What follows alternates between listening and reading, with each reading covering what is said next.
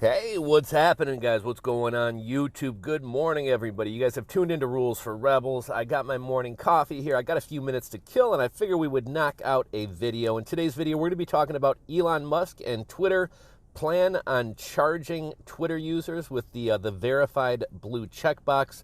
$20 a month to keep that checkbox. We're going to be talking about this story. I also got an article here from New York Post titled Twitter's Verified Users Bristle at Elon Musk's Proposed $20 a month charge. Kind of the first one to break this story, and what most of these stories are referencing, is an article by The Verge. I think this news broke Sunday. Obviously, I'm sure you guys are familiar at this point that Elon Musk took over Twitter, was it this past Thursday or Friday, showed up at the Twitter headquarters with a kitchen sink and said, let that sink in.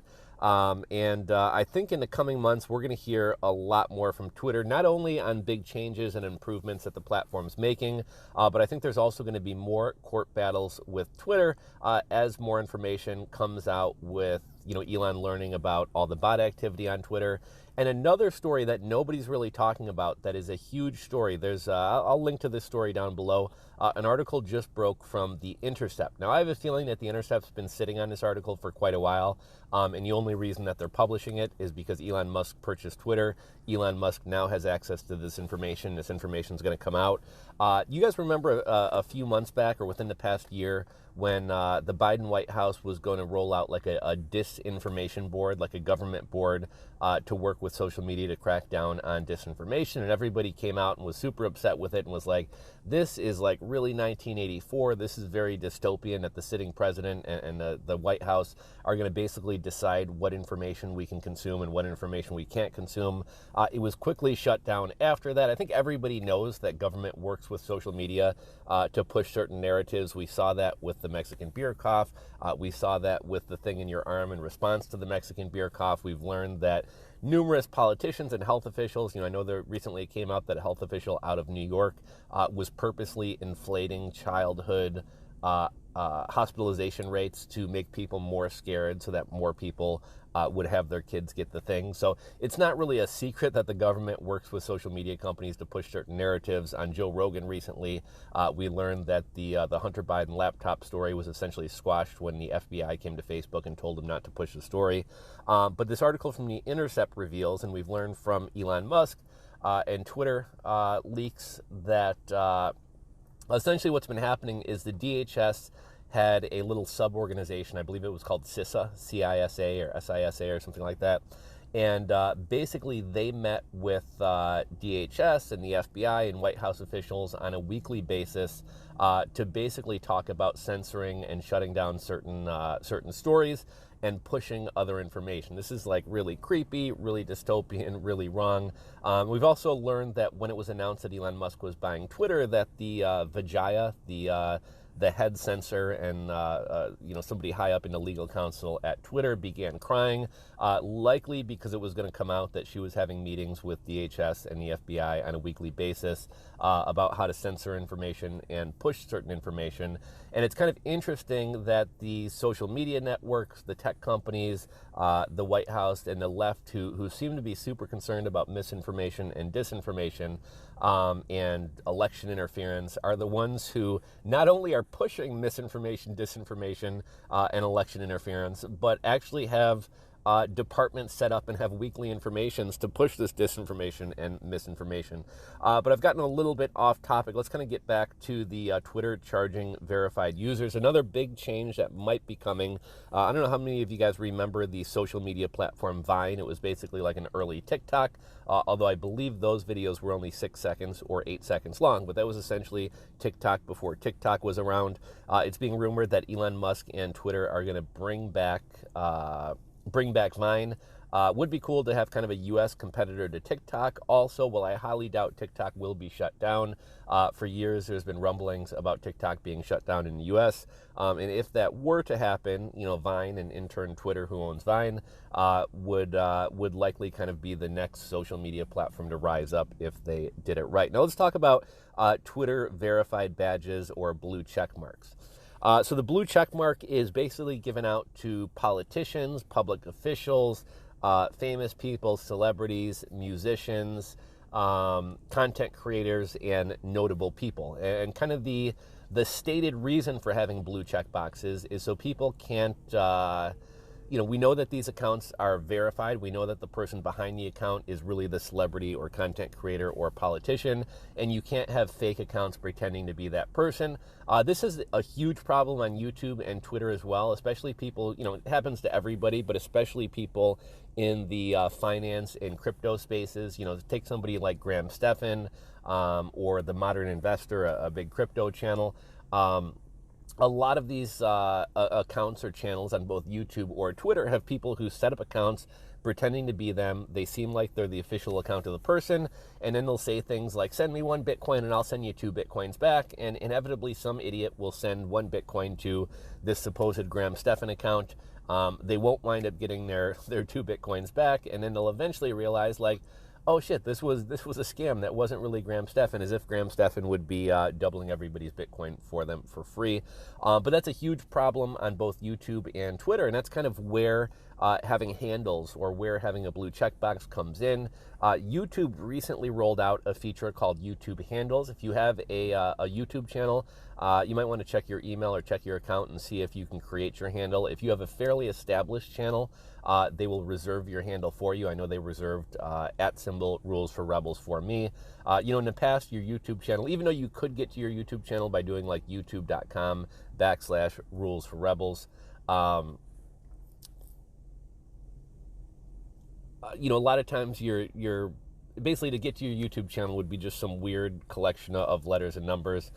So now it's going to be youtube.com/@RulesForRebels, and people can know that that's really my channel. Checkboxes on Twitter kind of serve kind of the same purpose. If somebody has a blue checkbox, you know that they are the official person behind that account. However, one weird thing about blue checkboxes is they were kind of given out. I don't know if you want to say politically motivated, but if you have the correct views and the popular opinion and you push popular narratives on Twitter, you're much more likely to get the blue checkbox than if you're somebody who shares things that maybe don't go along with the popular narrative.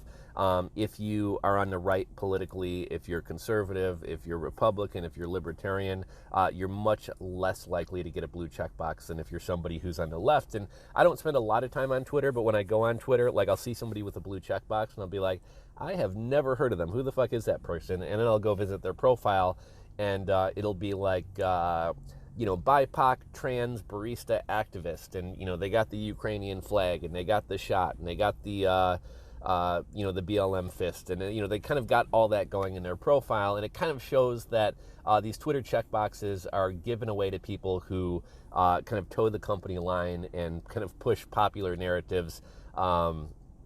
Whereas there's some people who are much, much more famous who can't get the checkbox because, their views don't necessarily line up with Twitter's views. What do you guys think about Twitter selling these blue checkboxes? I know a lot of people are saying, oh, well, if anybody can buy a blue checkbox for, and apparently it's going to be somewhere between $5 and $20 a month, even though the $20 a month figure gets thrown out a lot. Currently, Twitter Blue costs $4.99 a month. And apparently, in order to keep your blue checkbox, you'll need to be a Twitter Blue subscriber. They're giving people a 90-day grace period to subscribe, and after that, they'll lose their checkbox. Now, will people pay to keep the blue checkbox? Well, you know what? A lot of people think that a blue checkbox is kind of a status symbol, right? I got the blue checkbox. I'm Twitter verified. You'll even see on certain people's YouTube accounts and or Instagram accounts, they'll actually advertise the fact that blue checkbox on Twitter. So, people definitely do see it as a status symbol, as a symbol of importance.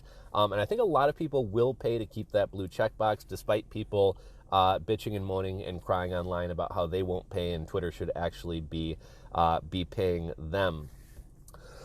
If you think about it, we pay for status in all areas of our lives. Why does somebody pay $600 or $1,200 for a bottle at the club, the same bottle that they could get it at the liquor store for $60? Why do people pay big money for designer clothes and expensive T-shirts? Why do people pay a ton of money for expensive cars when a much cheaper car would get you from point A to point B? People pay for things based on status, and the blue Twitter checkbox to a lot of people is a status symbol, and I think a lot of people will pay for that, especially when you consider that a lot of people are making a lot of money off Twitter and are making a lot of money off their audiences on Twitter. The idea that somebody wouldn't drop $5, $10, $20 to maintain their Twitter, their blue Twitter checkbox, I think a lot of people will pay. I saw kind of a funny exchange between Elon Musk and Stephen King on Twitter. Stephen King was like, fuck you, Elon, I'm not paying $20 a month. And Elon Musk tweeted back, how about $8? So, Elon Musk is kind of the king troll and thought that was kind of funny. But let's hop into this article from the New York Post. I'll link to this one, and I'll also link to the article from The Verge, which I think is kind of the first article to come out. Looks like we also have some comments in this article, and I always like reading the comments. I think you guys do as well, so we'll take a look at those as well. Twitter's verified users bristle at Elon Musk's proposed $20 a month charge. Elon Musk plans to revamp Twitter's verification system and potentially charge $20 a month for the coveted blue checks. Have verified users chirping about whether the fee would be worth it. Journalists, some who feel like they are part of what makes a social media site valuable, bristled at the proposed changes. I'm not paying Twitter more than I'm paying Netflix every month, CNBC anchor David Faber said on Monday, referencing the streaming giant that sells subscriptions for as low as $6.99 per month. It's only $6.99 per month now that they rolled out the version with commercials. I think the normal package starts at about $14. We have millions of followers. Why should we pay? Jim Cramer, Faber's co-host on Squawk on the Street, crowed, I'm not paying them anything. They should pay me. Still, a banker familiar with Twitter's thinking said charging for verification is the easiest way for the company to quickly make a profit, and argued that for most users who have spent years building their Twitter profile and online brand, shelling out $20 a month is it's a weird word, fait accompli. So essentially he's saying most people will pay for it. And, I've seen a number of people who are kind of running the numbers on this. Even if you account for a lot of people abandoning the platform, what a lot of people estimate will be the number of people who stick around and do pay for the checkbox. It's going to be about $120 million for Twitter, which will be, about a third or a quarter of what they're losing every year now. So it's not an insignificant amount of money. There is no alternative platform for global discourse, the banker told the Post. Are you going to give up and start from scratch by not paying $20 a month? You have to go through with it. And it will be interesting to see if somebody tries to pop up like a Twitter clone and try to compete with Twitter. One of the great things about that, and if that does happen, I would suggest you guys go set up an account there and be active, because essentially at that point, everybody's kind of starting from square one in terms of building an audience and kind of working themselves into the algorithm. So that would actually, you would be on somewhat of a level playing field as a lot of these celebrities and journalists and everybody else, because everybody is starting with 0 followers on whatever the new platform to pop up would be. There is no alternative platform for global discourse, the banker told the Post. Are you really going? Okay, so we talked about that part. Another insider who has worked with Twitter added that part of the appeal of blue checks is that tweets from verified users are boosted by the site's algorithm. One crafty blue check Twitter user told the Post he already had a contingency plan if his blue check mark is removed. Take a screenshot of his current verification status and make it his cover photo or pinned tweet. Well, there's really nothing stopping me who doesn't have a blue check box. I think I'm actually banned from Twitter, but there's nothing stopping me who doesn't have a blue check box from hopping into Photoshop or Canva, adding a blue check box, and then using that as my Twitter profile bio. So it doesn't really mean anything. In a test of Twitter users' attitudes towards a potential fee, Jason Kalankis, a venture capitalist who's advising Musk, conducted a Twitter poll late Sunday asking if users would be willing to pay for Twitter verification and a blue check mark. More than 81% of respondents said they wouldn't pay for the perk. In response to Kalankis' post, Musk wrote, "Interesting." I'm looking at a picture of his post. He said, how much would you pay to be verified and get a blue check mark on Twitter?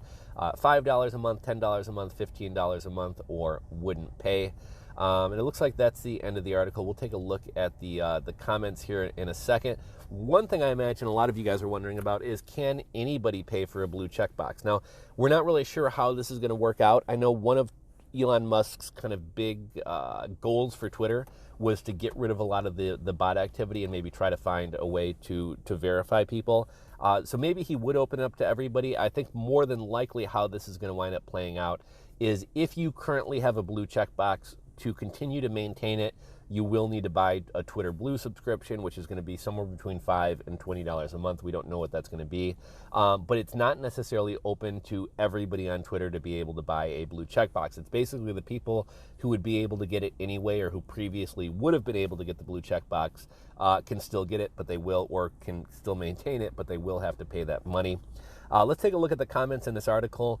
Who cares? Never belonged to Twitter. Actually, I have no Facebook, Instagram, or any of the rest. I haven't used Twitter in years, and I don't pay to use social media. This is why I prefer Reddit subs, much more anonymous. The rich people, but hurt over $20 what they spend on coffee a day. Settle for $9.99 and most will fall in line. I think that's probably true. $20 is a little bit high. I think $9.99 or less, people won't think too much about it and will just do it. That's probably the plan. This is just the hype, so they'll get the lower amount more easily. Like when I was a little girl, and a girl smaller than me wanted me to take her to the candy store, I convinced her to trade me her smaller dime for my much larger nickel. It's all in how you present the offer. Inevitable need to find revenue streams. Try the bottom crawl method to bring in advertisers. If you don't want the bottom crawl, charge a reasonable monthly rate. Hi, I'm a worthless, arrogant progressive, and giving conservatives a voice in their own created country makes me angry cry. Thanks. The arrogance of the left knows no bounds. This proves it. Jim Cramer is an absolute fraud. Twitter has become so boring and mundane. Who needs it? Charge $1,000 and get rid of the riffraff. It's an exchange of idea, not event machine. Go Elon, go. Now Trump will definitely not return to Twitter. David Hogg was whining this morning about this. He actually believes Twitter should pay him for his tweets. Well, that seals it for me. I've never had a Twitter account, but was thinking about getting one since Elon Musk says he's going to throw the rule book out the window. But there's no way I'm paying anybody money to post on social media. I will continue to post on Facebook and sites like New York Post. Sorry, Elon. That's from Ronald Reagan. Ronald Reagan, he's not going to charge everybody $20 to use Twitter. This is only if you want a blue checkbox. And somebody follows up. Can you read? It's only to get verified, which is for celebrities and influencers who make money on Twitter, commercial brands, etc., not casual users. Americans are dumb. They can't comprehend what they read. No critical thinking spills. So we'll wrap this video up here. Let me know your thoughts. Do you think people will pay, regardless of any amount, do you think people will pay $5 or $20 a month to maintain a blue checkbox on Twitter? Is this a good idea or a bad idea? And any other thoughts, comments, or opinions you have on Elon Musk's purchase of Twitter and what the future of Twitter will look like, go ahead and drop a comment down below. If you enjoyed the video, give it a thumbs up. And if you're not subscribed to the channel, click that subscribe button down below and ring the bell. As always, thanks for watching, and I'll catch you guys on the next video.